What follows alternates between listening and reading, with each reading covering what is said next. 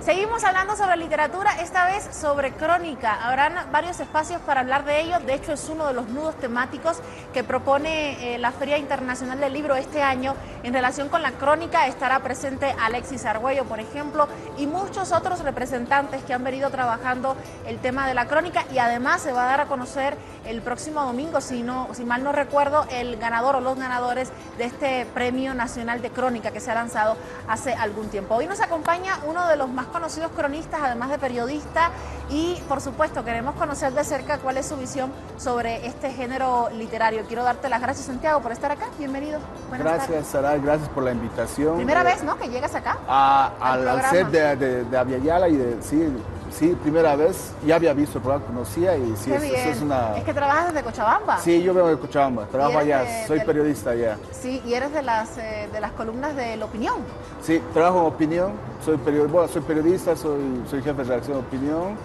Y claro, trabajo allá, pero siempre que puedo, casi cada año vengo a la Feria del Libro y ahora con más razón. Y ahora invitado además. Sí, Menudo sí. trabajo, ser jefe de redacción y además ser cronista.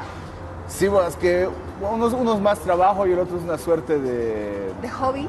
No, hobby suena un poco informal, pero sí es como una suerte de búsqueda profesional, digamos, ¿no? O sea, obviamente no me gano la vida de hacer crónica, creo que nadie se debe ganar aquí en Bolivia por lo menos de hacer eso, pero sí es algo que me interesa profesionalmente cultivar y lo que creo que sigo aprendiendo y haciendo, ¿no? Mi trabajo sí es periodista, está asociado, ¿no? Pero obviamente no siempre se les destina el mismo tiempo y el mismo empeño a ambos, ¿no? Decías que en Bolivia como que todavía no está como que muy acomodado el tema para vivir de la crónica, pero en los últimos años han surgido muchos cronistas o escritores que se han un poco deslizado al ámbito de la crónica, ¿no? Sí, no, la crónica ha crecido, se ha desarrollado mucho en Latinoamérica en general y en Bolivia también, ¿no?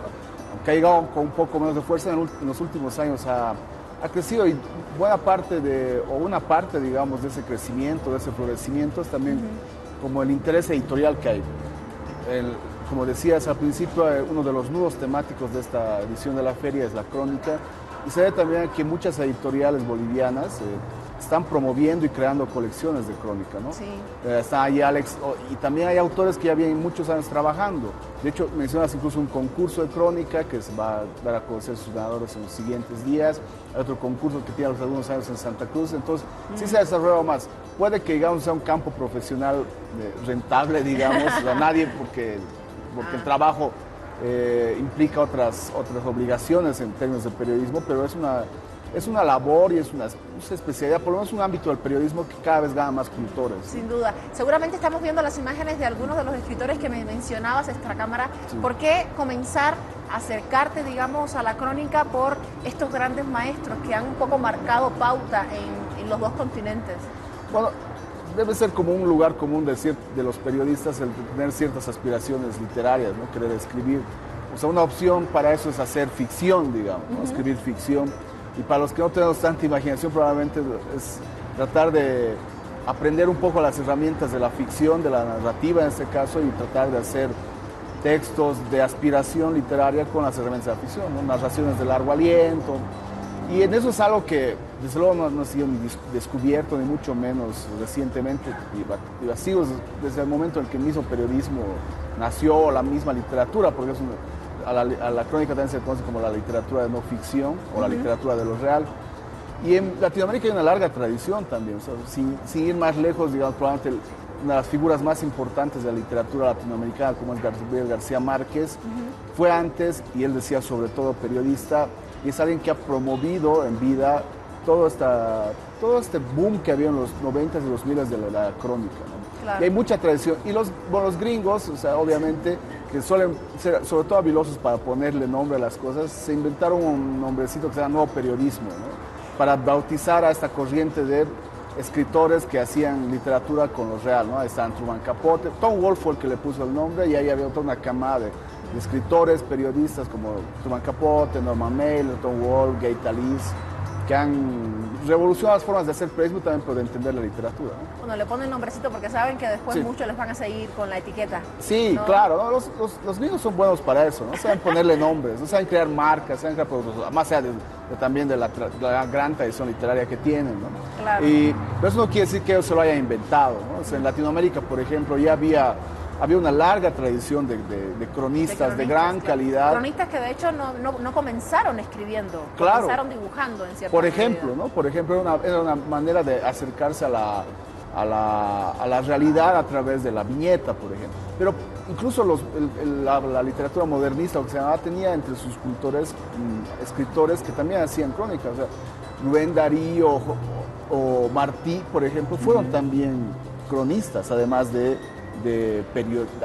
poetas, digamos. Entonces, algo que no se conoce mucho, pero son personas que cultivaban y se ganaban la vida también, o se han ganado en algún momento de su vida el sustento haciendo periodismo. Aunque hablamos también de una época, perdón, en la que el ensayo y la crónica están muy de la mano. Claro. Porque en el caso de José Martí, por ejemplo, no se hablaba mucho de sus crónicas, sino de sus ensayos, pero dentro de sus ensayos, la forma en la que estaban compuestos, tenía mucho de crónica, mucho de la vivencialidad y de cómo se recontaba, ¿no? Exactamente, sí, ¿no? En realidad la crónica, dice muchos, hay un autor mexicano, se llama Juan Villoro, que dice que la crónica es una suerte de ornitorrinco, la prosa que toma de todo, puede incluir, toma todo, y obviamente toma mucho del ensayo, ¿no? Y obviamente al trabajar sobre lo real, digamos, y sobre las ideas también se nutre y se alimenta mucho del ensayo.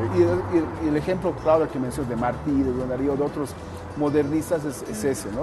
¿Verdad? Que tenía una vasta formación, que escribía en periódicos y que lo que hacía no era exactamente ni ficción, ni tampoco literatura propia, sino era lo que era una especie de crónica y ensayo.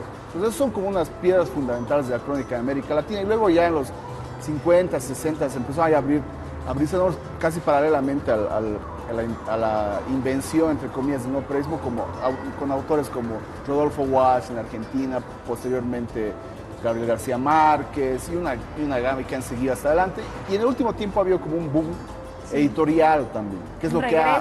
Claro, a la crónica, sí, ha habido regreso, ya pues, el mundo editorial ha empezado a dar más interés, quizá porque también desde el público lector hay un interés por conocer, por acercarse a lo real, al margen de la ficción. Es difícil hoy encontrar en la industria cultural, de hecho cuando le ponemos la industria literaria de las publicaciones, ya cuando le pones industria ya suena algo que está como que controlado, mecanizado, ya va más allá del gusto del lector. Normalmente este tipo de industrias funcionan por la oferta y la demanda, ¿no? Una editorial siente que está perdiendo completamente a sus seguidores, decide lanzar algo que está fuera de lo que normalmente hace, en este caso la crónica, y comienza a ver nuevamente las charlas sobre la crónica. Y ello va relacionado con mi pregunta, ¿cómo vas a enfrentarte a una mesa en la que se hable no solo de crónica latinoamericana, sino de crónica boliviana? ¿Cómo lo caracterizas? ¿Cuáles son las peculiaridades que tú crees que hoy identifican la crónica boliviana? Ya. Sí, no, tienes razón eso. Obviamente este boom, digamos, tiene que ver mucho con esta demanda, digamos, que hay desde cierta parcela del mercado editorial de acercarse a la literatura desde lo real, ¿no? Tratar de que lo que se cuenta sea lo más verídico. Hay un hambre de lo real, ¿no? Que suele suceder también este boom del documental, por ejemplo, en el cine también. Es que donde todo puede ser casi photoshopeado, ya no sabes que es real. Esas fronteras entre lo que es ficción y real es algo que interesa mucho al público, la frontera entre la realidad y la ficción. Y en Bolivia, bueno, yo creo que en el último tiempo hay, digamos, aunque comparado con otros países, digamos, no está la cantidad de cronistas. Yo creo que ya había un desarrollo interesante a partir de algunas editoriales que han empezado a abrir colecciones, lanzar concursos, o sea, está El Cuervo, que tiene una colección, está Plural, está 3600, que ha empezado a generar. Y yo creo que la crónica en el último tiempo en Bolivia está muy asociada al trabajo periodístico, muy vinculado a las redacciones, o sea, que salen muchos temas que suelen ser cultivados desde la crónica en Bolivia, suelen estar como vinculados con la coyuntura informativa, digamos, ¿no? Ahí está el caso, digamos, de uno de los periodistas, digamos, más reconocidos en el último tiempo en Bolivia, que es Roberto Navia. Después del premio de los premios. Sí, el Rey de España, que ganó 2 veces, que son 2 trabajos que tienen que, si se los analiza, el primero era Tribus de la Inquisición, que es sobre los linchamientos en el trópico de Cochabamba, y el más reciente, que es sobre el tráfico de colmillos de jaguares. Entonces son temas que tienen que ver mucho con la coyuntura un poco periodística, y hay filones que suelen ser normalmente de interés más preferente por el público y también por las editoriales. La violencia es un tema que dicho entre comillas y con reparo, vende, digamos, ¿no? La violencia es algo que en la ficción y la realidad también vende. El tema de las violaciones, de los feminicidios es otro. De hecho, hace un par de años, Página 7, un periódico de aquí, también sacó una suerte de antología de crónica solo sobre temas policiales. El policial decían, o dicen muchos autores, como la mejor escuela para hacer periodismo, dicen. Y es un ámbito en el que sí suele vender mucho. Pero yo creo que también hay otros espacios donde se ha desarrollado de forma interesante. El caso de Alex Ayala, cronista boliviano. Que no español. se vale de temas coyunturales para hacer crónica. Exactamente, es como una excepción. Él pone su mirada en personajes anónimos, chicos, y desde ella hace un gran periodismo, cuenta grandes historias, y es, digamos, la excepción porque él está buscando historias y realidades que probablemente los medios así ignoramos. Es lo interesante del periodismo cuando lo haces realmente tomando en cuenta su primera premisa, que es ver allí donde nadie ve, ver donde está todo dado y por sentado, pues allí hay que fisgonear porque allí está algo que no estamos viendo y es lo que Alex sin duda alguna de lejos logra muchísimo, ¿no? Sí, no, tienes toda la razón, ¿verdad? Porque la crónica en buena medida es eso, es un ejercicio de la mirada, ¿no? O sea, más allá de todos los artificios o los recursos que tienen que ver con la escritura, el trabajo de la crónica en buena medida se concentra en la mirada, saber dónde mirar y cómo mirar. O sea, se puede incluso mirar algo que todos han mirado, pero mirado desde otro lugar, o mirar una parte específica.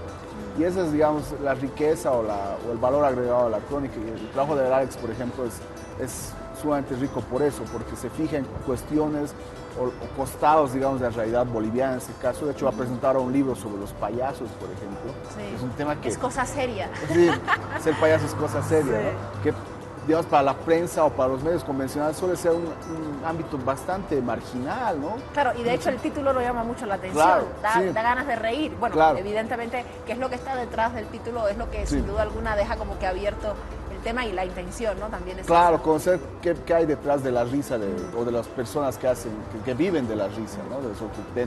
Que por lo que sabemos y cuenta, se sabe por la sinopsis del libro, además son historias bastante crudas, ¿no? Duras, porque es un trabajo, ¿no? Muy tristes, sin duda. Santiago, para las personas interesadas en leer algo de tus crónicas. Bueno, yo tengo libros exclusivamente de crónicas, es decir, sí he publicado un par de antologías. Tengo de hecho un texto de una antología que está editada el Cuervo, que se llama Hora Boliviana. Hora Boliviana está acá. Está acá. Ya lo has revisado ahorita mismo. Sí, genial. Sí, está en el Cuervo, que de hecho se ha editado ya creo por segunda vez. Ya. Luego, bueno, en internet seguramente pueden buscar, obviamente hay un par de textos que he hecho. Y uno de mis ámbitos de interés es como el cine, soy medio cinéfilo. De hecho, ahí empiezas con la crónica del Frente, ¿no? Sí, de hecho. Un festival de cine.